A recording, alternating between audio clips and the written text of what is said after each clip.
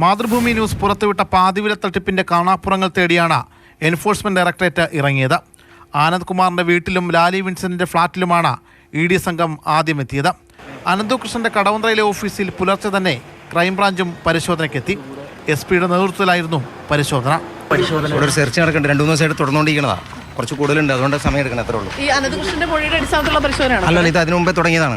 അനന്തുവിന്റെ കടവന്ത്രയിലെ ഓഫീസിലടക്കം 5 ഇടത്ത് ഇ.ഡിക്ക് മുന്നേ ക്രൈംബ്രാഞ്ച് എത്തിയതിനാൽ പരിശോധനയ്ക്ക് മുതിരാതെ ഇ.ഡി. സംഘം മടങ്ങി. തിരുവനന്തപുരത്ത് 4 കേന്ദ്രങ്ങളിലായിരുന്നു ഇ.ഡി. സംഘം എത്തിയത്. സായി ഗ്രാമം ട്രസ്റ്റ് ചെയർമാൻ ആനന്ദകുമാറിന്റെ ശാസ്തമംഗലത്തെ വസതിയിലും കോർപ്പറേറ്റീവ് സൊസൈറ്റിയിലും തോന്നക്കലിലെ സായി ഗ്രാമം ഓഫീസിലും NGO കോൺഫെഡറേഷന്റെ കിഴക്കേക്കോട്ടയിലെ ഓഫീസിലുമായിരുന്നു പരിശോധന. അനന്തകൃഷ്ണന്റെ ഭൂമി ഇടപാടുകൾ സംബന്ധിച്ച രേഖകൾ തേടി ഇടുക്കി കുടയത്തൂരിലെ വീട്ടിലും ഓഫീസിലുമായിരുന്നു ഇ.ഡി. പരിശോധന. അനന്തുവിന്റെ അക്കൗണ്ടിൽ നിന്ന് 45 ലക്ഷത്തിലധികം രൂപ ലാലി വിൻസെന്റിന്റെ അക്കൗണ്ടിലെത്തിയതിന്റെ കണക്ക് തേടിയാണ് ലാലിയുടെ കൊച്ചി മറൈൻ ഡ്രൈവിലെ ഫ്ളാറ്റിൽ ഇ.ഡി. സംഘം എത്തിയത്.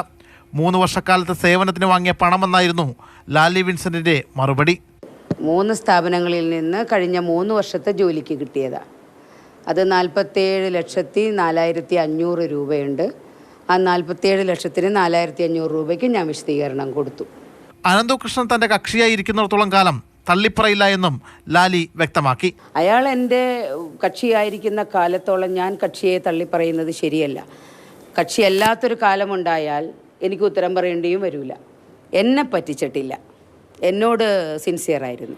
മണിക്കൂറുകൾ നീണ്ട റെയ്ഡിന് പിന്നാലെ ഉടനടി നടപടിയും ഇ.ഡി. തുടങ്ങി. പ്രതികളുടെ വിവിധ അക്കൗണ്ടുകളിൽ നിന്നായി 4 കോടിയോളം രൂപയും എൻഫോഴ്സ്മെന്റ് ഡയറക്ടറേറ്റ് മരവിപ്പിച്ചിട്ടുണ്ട്. മാതൃഭൂമി ന്യൂസ്, കൊച്ചി.